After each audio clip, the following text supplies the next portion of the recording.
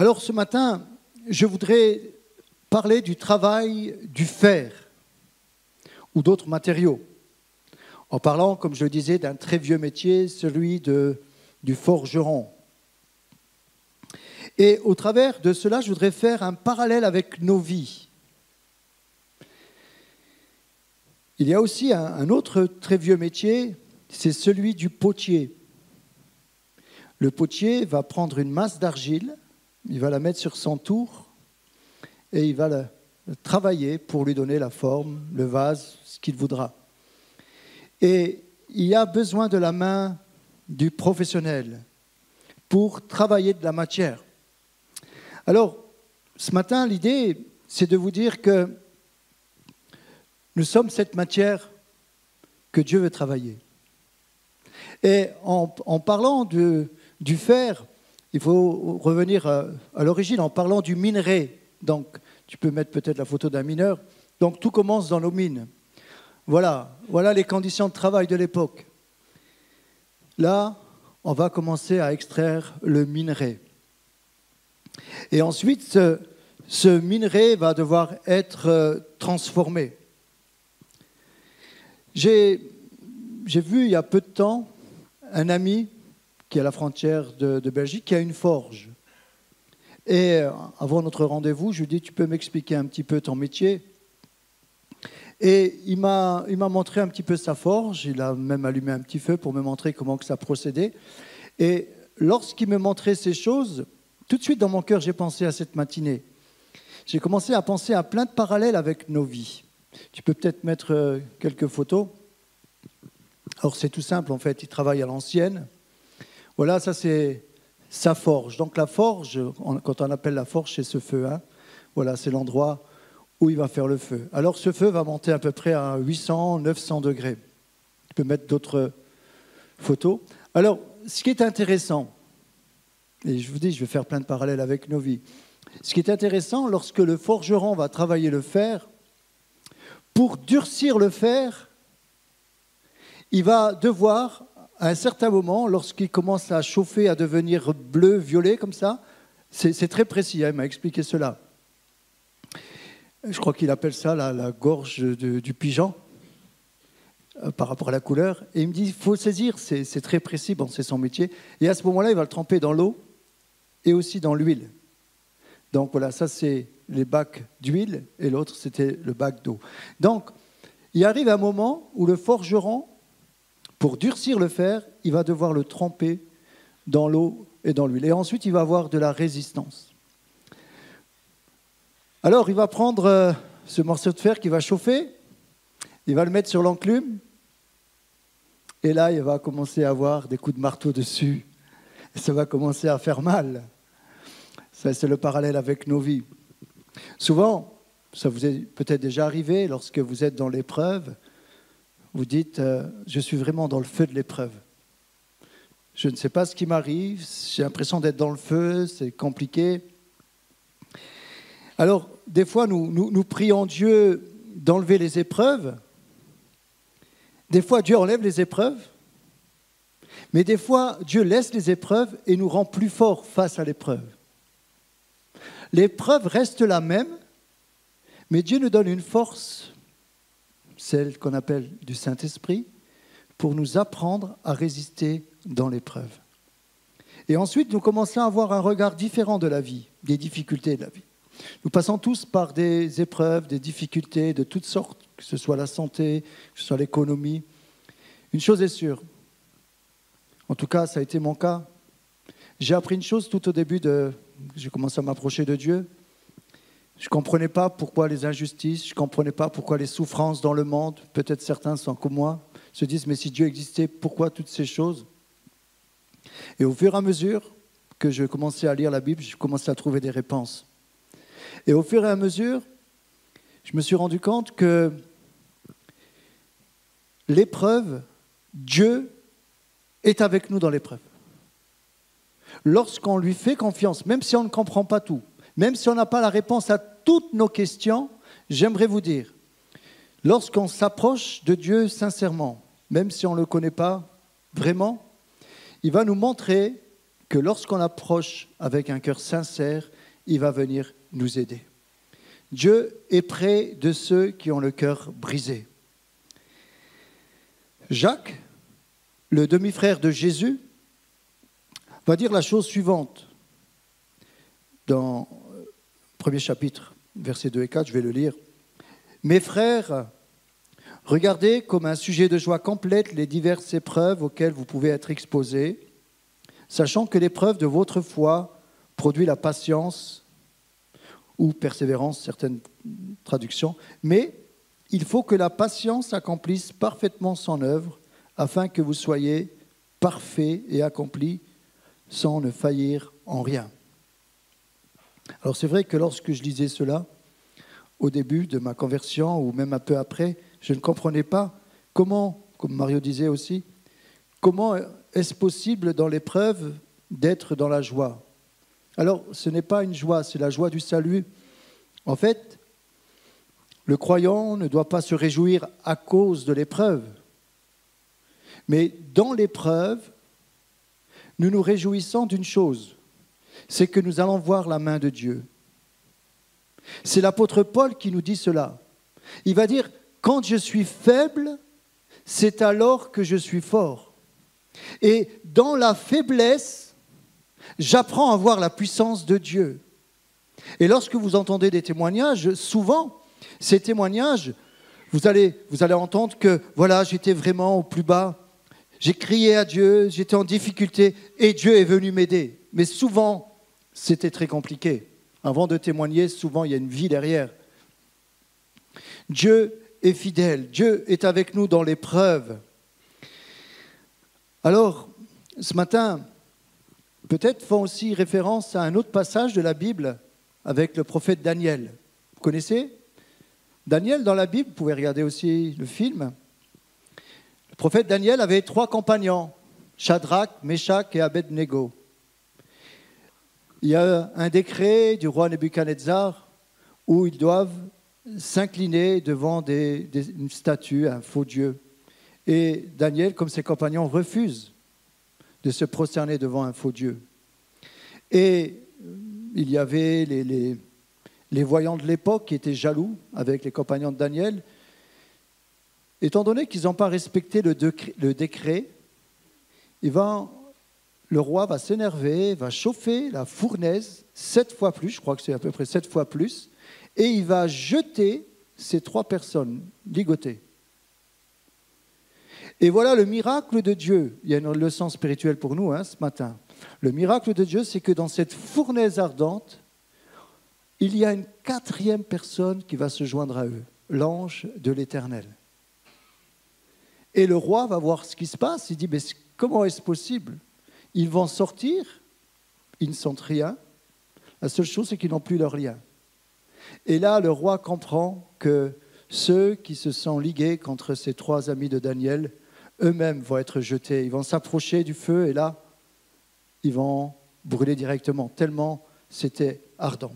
Et souvent, nous employons ce passage pour dire, voilà, dans l'épreuve du feu, Jésus est avec toi. Alors pour nous chrétiens, peut-être, nous l'avons déjà entendu plusieurs fois, mais pour ceux qui sont là pour nous, pour les premières fois, qui sont là au milieu de nous, j'aimerais vous dire, faites cette expérience de la fidélité de Dieu. Dieu est fidèle. Dites-lui tout simplement, Jésus, je ne te connais pas vraiment, mais si tu existes, donne-moi un signe, montre-moi que j'ai du prix à tes yeux, montre-moi que tu m'aimes. Tu vois ce que je traverse, c'est trop difficile, je n'arrive pas à m'en sortir. Pardon. La Bible a dit aussi un autre passage, qu'il n'y a aucune épreuve qui nous est survenue qui est au-delà de nos forces, au-dessus de nos forces. C'est 1 Corinthiens 10, 13 qui nous dit « Aucune tentation ne vous est survenue qui n'ait été humaine. Et Dieu qui est fidèle ne permettra pas que vous soyez tentés au-delà de vos forces, mais avec la tentation, il préparera aussi le moyen d'en sortir afin que vous puissiez la supporter. » Amen. Alors le parallèle est important avec nos vies. La première étape, lorsque nous venons à lui, nous venons comme nous sommes, avec nos petits, nos grands péchés, avec tous nos travers. Certaines choses se voient, d'autres sont cachées à l'intérieur, bien, bien cachées. Mais Dieu nous accepte lorsque nous venons à lui sincèrement. Lorsque tu viens à Dieu, Dieu ne te condamne pas, même si tu as des choses qui ne sont pas justes dans ta vie. Dieu voudrait te dire ce matin, comme tu es, Dieu t'aime. Il ne te condamne pas, même si tu fais encore des choses qui sont contre sa volonté. Souvent, on a présenté un Dieu père fouettard. C'est l'enfer, c'est ci, c'est ça. Plus nous découvrons la parole de Dieu, la Bible, plus nous découvrons un Dieu qui aime le pécheur et un Dieu qui n'aime pas le péché. Comprenez la différence? Donc, lorsque nous venons sincèrement devant lui, nous allons pouvoir commencer à découvrir l'amour de Dieu. Dieu est amour, j'aimerais vous dire. Ce matin, tu es aimé de Dieu. Comme tu es là. Tu te dis, personne m'aime, je sens... Non, c'est faux. Une chose est sûre. Peut-être humainement, ça peut être vrai. Mais spirituellement, lorsque tu commences à découvrir l'amour de Dieu, tu vas comprendre que personnellement, tu es l'objet de l'amour de Dieu. Et Dieu va dire, la plupart des chrétiens connaissent ce passage dans Jean 3,16, « Car Dieu a tellement aimé le monde qu'il va donner son Fils unique, afin que quiconque, c'est-à-dire chacun d'entre vous, ne périsse point, mais qu'il ait la vie éternelle. » Le plan de Dieu pour ta vie, c'est qu'un jour, comme ça a été dit tout à l'heure, ton nom est inscrit dans le livre de vie. Et quand tu quitteras cette terre, tu seras accueilli à bras ouverts. Et Jésus te dira à ce moment-là, « Ok, j'ai noté ton nom dans ce livre. Un jour, tu m'as accepté. » Et pour nous, notre message est clair et juste en même temps. Il y avait cette chanson à l'époque, « On ira tous au paradis ». Qui c'est qui l'a chanté? Est-ce qu'il y a des vieux au milieu de nous? Je n'ai pas dit ma femme. Non, parce que j'ai dit les vieux. Ah non. Est-ce qu'il y a un jeune qui connaît cette chanson? Non. Lucas. Ouais, c'est une nouvelle génération, là. Alain Souchon. C'est Paul Naref, non? Oh là, laisse tomber les jeunes, hein? Ils se disent, oh, bon, laisse tomber. Mais cette chanson n'est pas juste. On ira tous au paradis. Et mon œil! Moi, je ne veux pas voir Hitler au paradis. Hein. Bon, c'est ce que je pense. Il y en a certains, ce serait trop facile de les voir en enfer, au paradis. Je crois qu'ils prennent un autre chemin. Par contre, le plus grand des brigands, s'il demande pardon à Dieu, quels que soient ses péchés, il peut être pardonné. Mais s'il ne demande pas pardon, il sera condamné. La Bible dit, le salaire du péché, c'est la mort, mais le don gratuit de Dieu, c'est la vie éternelle en Jésus-Christ. D'ailleurs, à côté de Jésus, il y avait deux brigands, un à sa gauche et un à sa droite. Au départ, les deux brigands commencent à insulter Jésus. Et ensuite, il y a un des brigands qui se reprend et qui va dire à l'autre brigand, il dit, mais pour nous, c'est juste qu'on soit là, c'est notre châtiment. C'était la peine de mort pour les brigands, pour les criminels. Il dit, mais pour nous, c'est juste qu'on soit là. Mais pour lui, Jésus, qu'est-ce qu'il a fait? Et il va se repentir, il va comprendre que lui, c'est un pécheur. Et il va demander grâce à Jésus. Et Jésus va lui dire, aujourd'hui même, tu seras avec moi dans le paradis. Jésus va lui dire, ce brigand va lui dire à Jésus, souviens-toi de moi quand tu seras dans ton ciel. Jésus lui dit, aujourd'hui même, il y aura un brigand dans le ciel qui s'est repenti. Ça, c'est l'amour de Dieu. Dieu n'exclut personne. Amen. On va plus loin. Alors, je voudrais revenir un petit peu sur le forgeron ou sur les étapes du fer.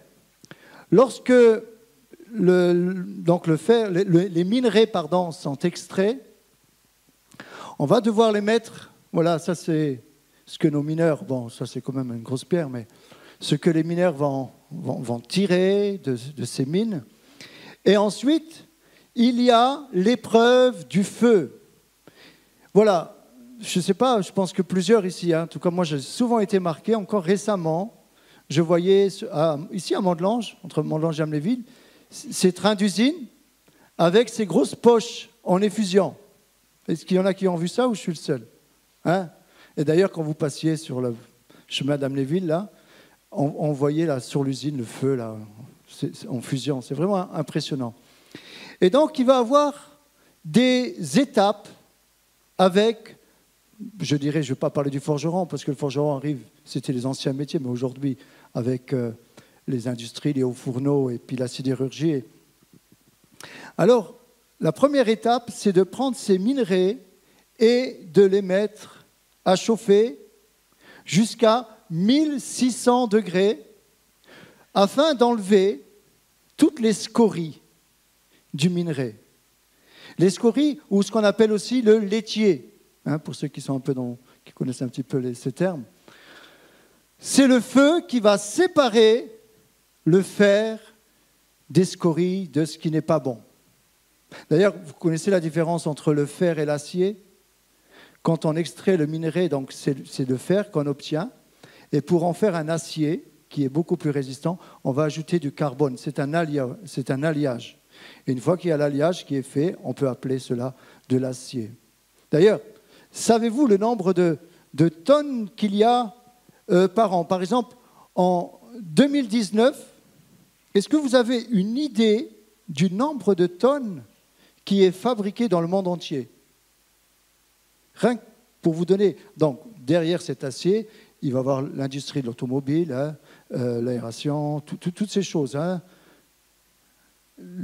les outils, les constructions et tout. Alors, en 2019, pour vous donner une idée, 1868,8 millions de tonnes par an, à peu près.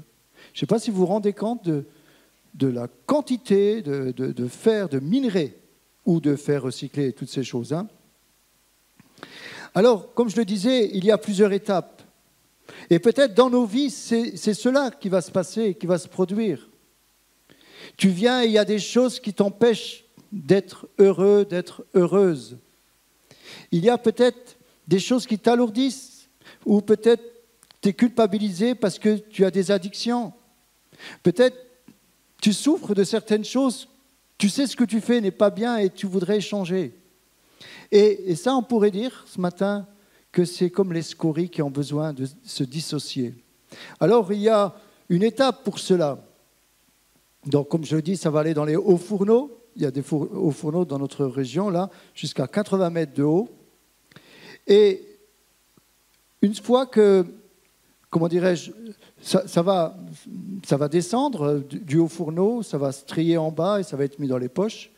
Et là, ensuite, ce feu en fusion, ce fer en fusion va être mis dans ces poches et va être transporté pour aller ensuite dans des moules. Vous voyez, par exemple, il y avait ces rouleaux tout à l'heure, voilà, là c'est en fusion et ça va aller dans des moules. Ça, c'est notre vie. Dieu voudrait enlever tout ce qui est mauvais dans ta vie et te mettre, quand je dis dans un moule, comprenez l'expression, c'est de t'amener à ce qu'il a toujours prévu pour ta vie. Car Dieu dit, nous avons tous été créés par Dieu pour des œuvres qu'il a préparées d'avance pour chacun d'entre nous afin que nous puissions les pratiquer. Nous avons tous un plan dans notre vie. Peut-être ce matin, tu es là, tu dis, mais moi je suis à côté. J'aimerais te dire, il n'est jamais trop tard pour entrer dans le plan de Dieu. Commence à demander à Dieu. Fais-lui cette prière. Qu'attends-tu de moi? Que veux-tu de moi? Et vous allez voir, au fur et à mesure, Dieu va vous donner des précisions.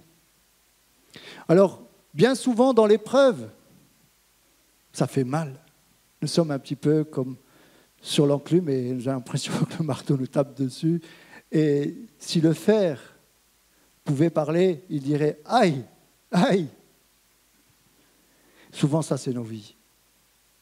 L'épreuve de la vie nous façonne. Et des fois, malheureusement, le fer prend une mauvaise direction. Peut-être dans ta vie, à cause des épreuves, à cause de blessures, tu as pris une mauvaise direction. Reviens dans la maison du forgeron. Mais pour te redresser, il va falloir passer par le feu. Alors, en regardant chez mon ami cette forge, j'ai dit, mais c'est incroyable. Ouais, c'est croyable. Il y a tellement de parallèles avec la Bible. tellement de parallèles. Donc, quand il a... Bon, lui, il ne savait pas que j'avais une idée derrière la tête quand il me montrait la forge. Moi, j'étais en train de faire mes photos, j'étais en train de préparer mon message pendant qu'il me donnait des explications. Alors, il allume le feu, et là, il me dit, moi, je fais à l'ancienne. Il a pris que du papier et une allumette pour allumer du charbon. Et il me dit, mais regarde, j'ai un souffleur. Vous savez, les grands souffleurs qu'il y a. Bon, lui, c'est électrique, bien sûr, où l'air est envoyé sur le charbon, et rien que du papier, avec sa technique, a suffi pour embraser tous les charbons, avec l'air qui était envoyé. Peut-être ça vous arrive quand vous allumez un barbecue, prendre un carton et puis faire du vent comme ça. Moi, j'ai appris quelque chose en voyant quelqu'un le faire. On prend un sèche-cheveux. Vous avez déjà essayé? Mais c'est le même principe que le forgeron. Vous prenez un sèche-cheveux, vous le mettez dans les braises. Il faut allumer, hein. Chérie, il faut allumer avant. Non, ça ne sert à rien. Tu mets une allumette et là, tu mets le sèche-cheveux. Pas sur ta tête. Tu mets le sèche-cheveux et là, vous allez voir la rapidité. C'est le même principe dans une forge. C'est le même principe. Alors, le vent, dans la Bible, nous parle du... Est-ce qu'il y a des chrétiens au milieu de nous? Le vent nous parle du... Le vent, en hébreu, c'est roua. C'est le souffle. Il y a le souffle de Dieu qui veut... je fais des parallèles, hein, vous avez bien compris. Hein. Le souffle de Dieu qui vient sur ta vie, sur ce charbon qui veut embraser, et en même temps, dans ce feu-là, il va enlever tout ce qui n'est pas bon.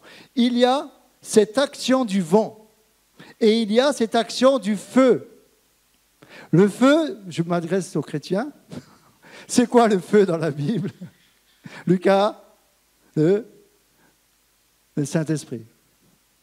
Il y a le feu du Saint-Esprit. Il est question d'ailleurs à la Pentecôte, il y avait comme des langues de feu qui descendaient, comme des flammes de feu qui descendaient sur les 120 qui étaient réunis dans la chambre haute. Donc, il y a cette action du vent, du Saint-Esprit, et il y a cette action du feu du Saint-Esprit. Mais ça va plus loin. Une fois que le forgeron, tu peux mettre encore quelques photos, il va avoir son fer plat, il va commencer à travailler avec. Une fois que c'est rouge, ça c'est encore avant, hein, mais je ne crois pas que je t'ai trouvé la photo qui allait avec, mais pendant qu'il est en train de rougir le fer, comme je le disais, il va le tremper dans l'eau et dans l'huile. L'eau nous parle aussi de la parole de Dieu et l'huile également nous parle du Saint-Esprit. Mais si je fais parallèle avec notre vie, si tu veux tremper ta vie dans l'eau de la parole, si tu veux commencer à t'imprégner de l'eau de la parole de Dieu, à ce moment-là, tu vas te durcir face à l'épreuve. Parce que lorsque tu es dans l'épreuve, tu n'es pas livré à toi seul. Tu sais que Dieu est avec toi dans l'épreuve. Et en prenant la Bible, tu vas commencer à entendre Dieu qui dit « Je suis avec toi dans la tempête. Je suis avec vous tous les jours jusqu'à la fin du monde. » Mais si tu ne lis pas la parole de Dieu, tu vas passer à côté de toutes ces réalités. Ensuite, mais là c'est vraiment des opérations que font les forgerons, il y a un moment précis pour tremper dans l'huile, pour durcir le fer, comme je le disais tout à l'heure. Ça m'a fait penser, lorsqu'on veut avancer avec Dieu, il arrive un moment où on doit s'engager par les eaux du baptême et par le baptême du Saint-Esprit. Le baptême veut dire plonger, immerger. On est plongé dans l'eau de la parole de Dieu, on est plongé avec Jésus dans notre ancienne vie, la mort, pour ressusciter à cette nouvelle vie. Et ensuite, il y a le baptême de feu, où là, on est rempli du Saint-Esprit, on va commencer à parler de nouvelles langues. Peut-être vous ne connaissez pas toutes ces choses, mais on est là aussi pour enseigner toutes ces choses.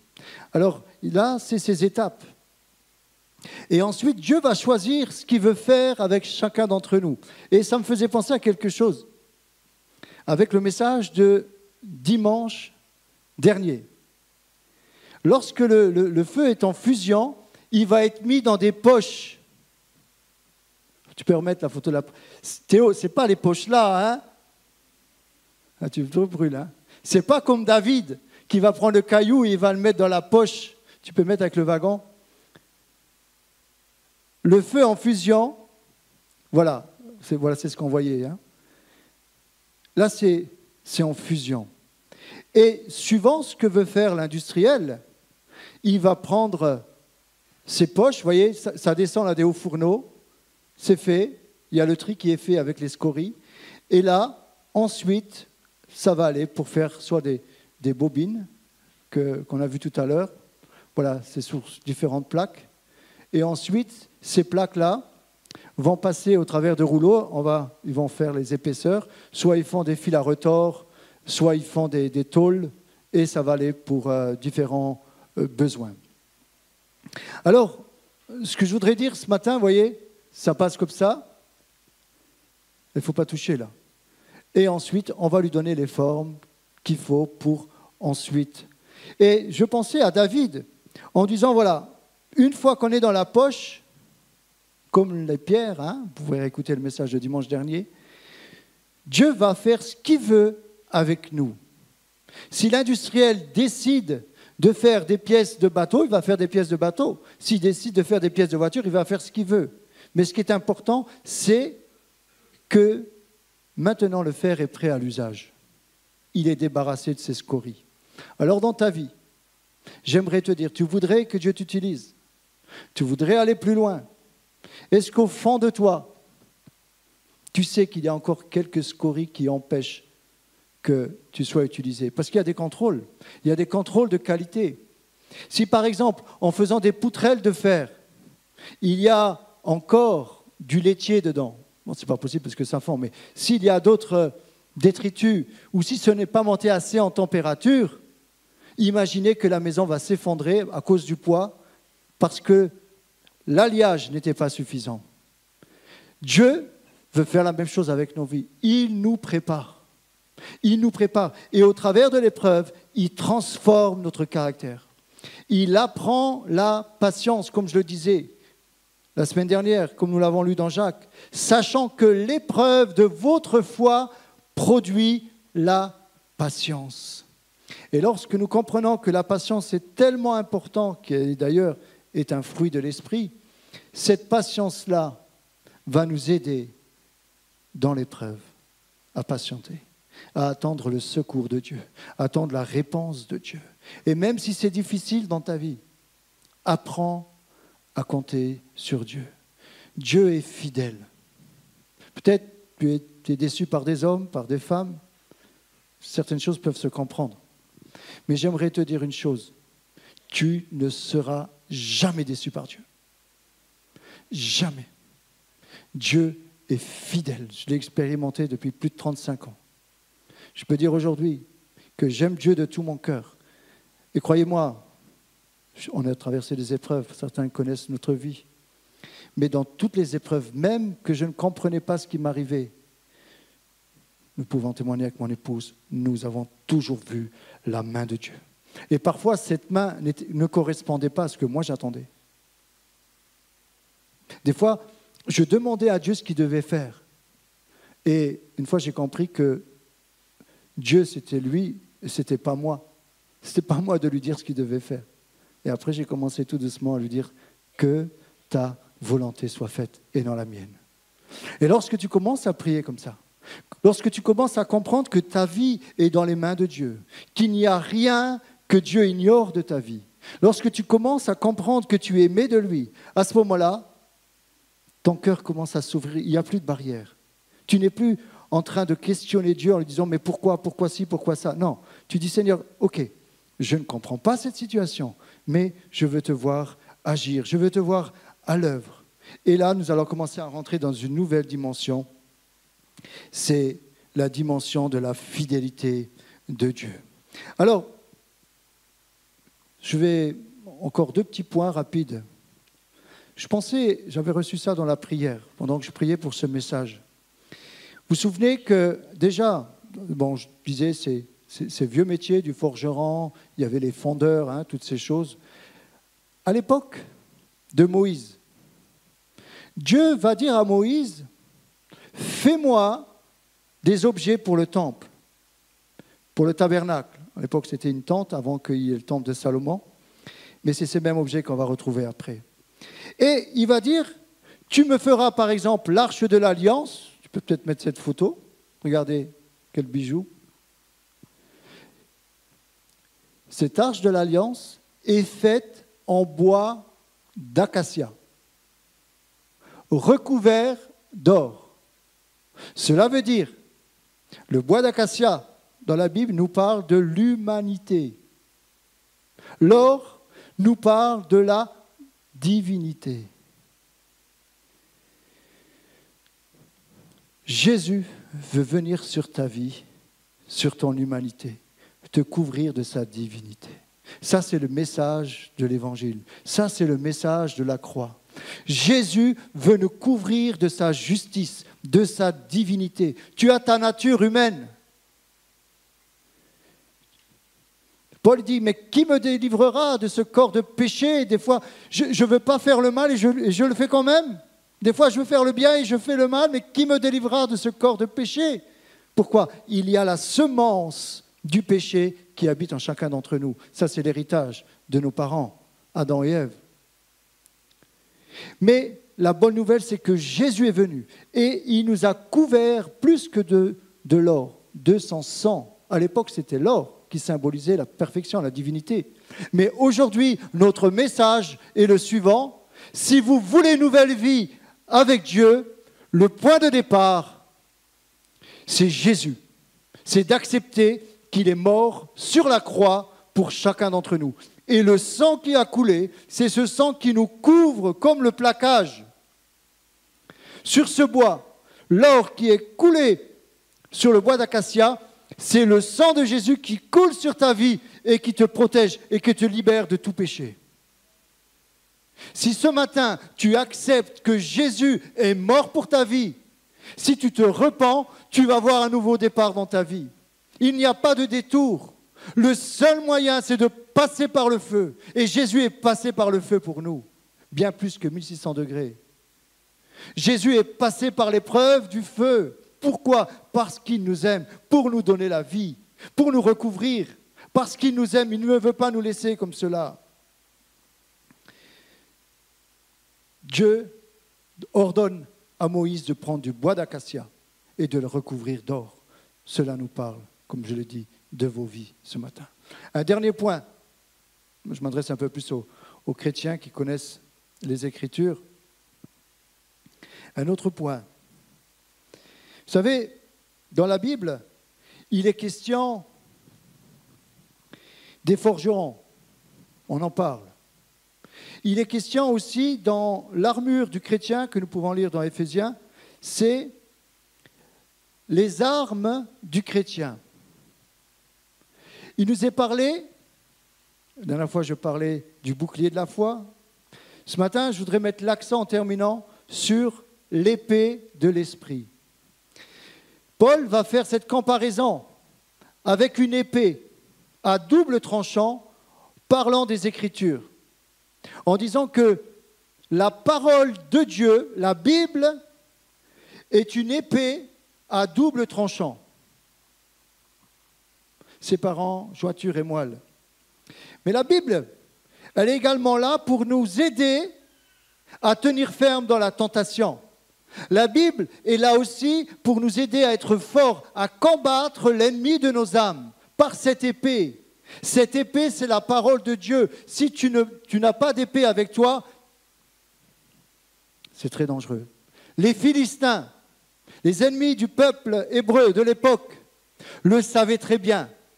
Voilà ce qu'ils vont faire. C'était à l'époque du roi Saül, de Jonathan son fils, à l'époque du futur roi David.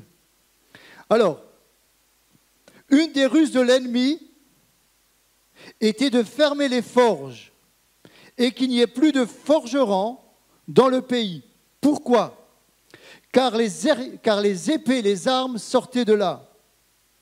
Les armes de guerre étaient faites par les forgerons et pour affaiblir l'adversaire, si vous lui enlevez ses armes, il sera faible. Il ne va pas pouvoir se battre.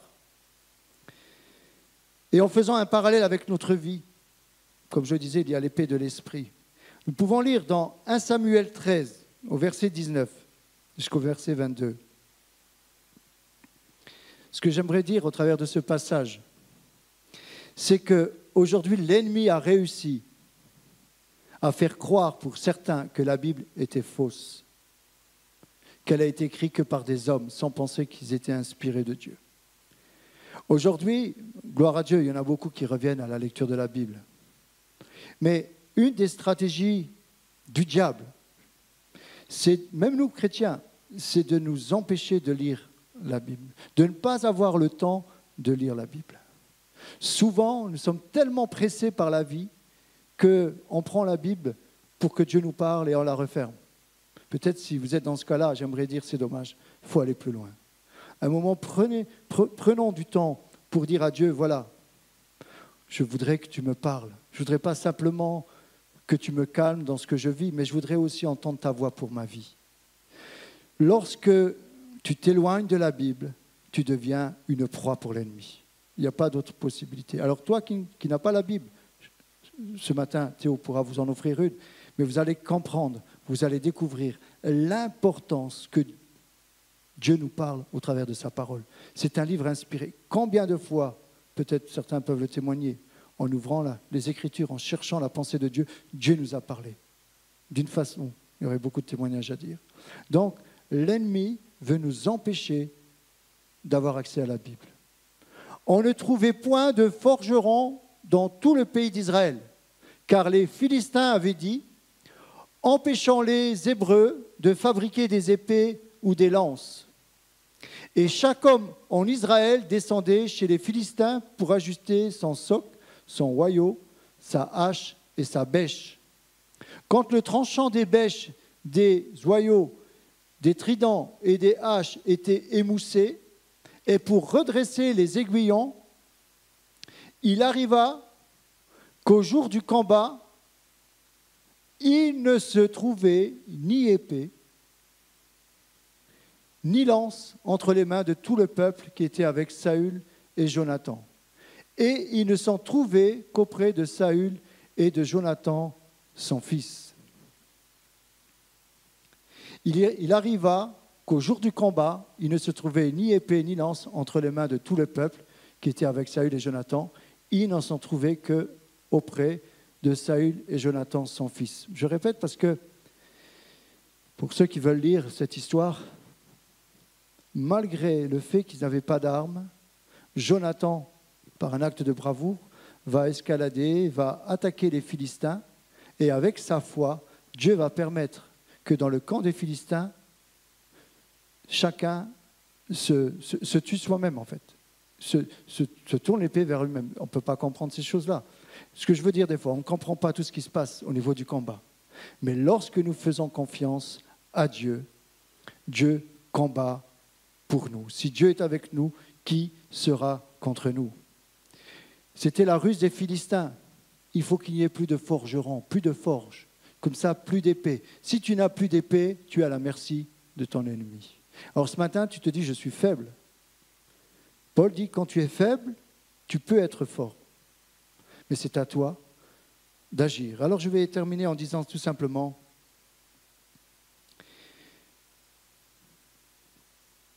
Dieu voudrait te mettre dans les mains une épée. Avec cette épée, tu vas pouvoir, dans ta faiblesse, dans ton combat, combattre. Arrêter de prendre les coups. Dieu voudrait que ce matin, tu ailles chez le forgeron et qu'il te fasse pour toi une épée avec laquelle tu vas vivre, garder, voyager, être partout avec. Et lorsque tu seras en danger, je parle d'une image spirituelle bien sûr, tu auras toujours une épée avec toi, toujours la parole de Dieu. Et là, tu pourras la prendre et dans l'épreuve, commencer à te battre. Ne pas te laisser attaquer dans tes pensées. Souvent, le diable attaque dans nos pensées. On dit non, tu es un bon à rien, tu es une bonne à rien, tu n'arriveras jamais dans ta vie, ça y est, c'est fini, tu n'arriveras pas à te marier, tu es trop vieux, tu es trop vieille, c'est fini pour toi, maintenant, voilà. Vous savez, le diable a eu un disque d'or, hein. Toujours la même chose. Il en a vendu des disques, hein. Toujours la même chanson. Tu es mauvais, tu n'arriveras à rien, c'est fini pour toi. Ça, c'est le disque d'or de l'ennemi. Amen. Il est rayé. Alors, je demanderai aux musiciens de s'approcher. Ce matin, peut-être tu es dans le feu de l'épreuve. Peut-être tu connais le Seigneur, peut-être tu le connais moins bien, qu'importe. J'aimerais te dire, peut-être tu es là ce matin et tu dis, ça chauffe de trop. Je crois que je suis en train de brûler déjà. La Bible dit, Dieu ne permet pas au-delà de tes forces. Peut-être tu dis, oui, mais j'ai dépassé les forces. Combien de fois j'ai dit ça à Dieu? Combien de fois j'ai dit à Dieu, en fait, je dis ça humblement, j'ai essayé de faire une étude biblique à Dieu. Je n'osais pas lui dire qu'il se trompait, ça je ne me permettrais pas. Et je lui disais, où c'était le plus chaud pour moi, à 1600 degrés, je lui disais, mais tu dis, j'ai essayé, hein, mais avec respect, tu dis dans la Bible que tu ne me permets pas au-delà de mes forces. Mais moi, ça y est, j'en peux plus là. Tu as dépassé mes forces. Est-ce que ça vous est déjà arrivé? Je suis toujours là. Amen. Donc, Dieu est avec vous. Alors, je termine en disant, qui veut ce matin se laisser débarrasser de toutes ces scories, de ce laitier? Maintenant, si je vous dis, qui veut aller dans le feu avec les compagnons de Daniel? Qui veut aller dans ces hauts fourneaux à 800 mètres là, et descendre? Non. J'aimerais vous dire, on ne cherche pas à aller dans le feu. Mais quand le feu est là, quand l'épreuve est là, on travaille avec. Amen. Qui veut ce matin? Peut-être tu as ton épée et tu te dis, mais en fait, elle est émoussée. Elle ne coupe plus, elle n'est plus tranchante. Va chez le forgeron. Ah ben, un petit coup de chauffe. Je crois que je t'avais mis des burins là. Tu peux terminer avec ces deux images? Voilà, ça c'est pour ceux qui sont du bâtiment. Vous connaissez les burins qu'on met sur les marteaux-piqueurs. Vous voyez, ils sont émoussés. Vous allez redoubler, même tripler d'efforts pour pouvoir casser un caillou. Par contre, ça c'est peut-être ta vie. Tu te dis, mais je sais pas, j'ai l'impression que j'arrive pas à casser les cailloux qui sont devant moi, les situations. Écoute, ce matin, il y a la solution pour ta vie. Allez, viens chez le forgeron. Et là, voilà ce qu'il va faire. Tu as une autre photo? Ceux que je t'ai envoyés aussi là ce matin par mon téléphone. Une fois que tu passes par le feu, il va affûter. L'angle de la pointe roll sera parfait. Mais il m'a expliqué ça, mon ami. Il me disait que, tu vois, bon, ça tape beaucoup. Si on ne le durcit pas par l'eau et par l'huile, si on ne le durcit pas, tout de suite ça va recommencer. Les pointes rolles vont s'émousser. Si ce n'est pas trempé, voilà, tu as une autre photo qui suit, une ou deuxième. Oui, encore une. Ça, c'est les outils avec lesquels il nous tape dessus. Voilà. Vous avez toute la forge là, oui. Encore. Ah, ça brûle là. Hein. Soufflerie en bas. Et tu en as une autre normalement. Non? Ok, bon, c'est pas grave, je vous la donnerai en privé. Mais en fait, c'est tout simplement une pointe roll qui a été affûtée, qui est prêt à taper. Est-ce que ce matin, tu es prêt à taper dedans? Et tu dis, j'ai plus de force pour taper dedans. Je suis épuisé, j'en peux plus. C'est trop dur pour moi. Allez, ce matin, d'une façon spirituelle, c'est des drôles d'appels que je fais, mais c'est pas grave. Est-ce que vous voulez venir avec votre épée pour l'affûter avec moi? Voilà mon appel. C'est bizarre, hein? Est-ce qu'il y en a ce matin au milieu de nous qui veulent affûter leur épée? Amen. Si vous voulez, avec les responsables, on va vous aider à l'affûter en priant pour vous. Amen. Amen. Que Dieu vous bénisse.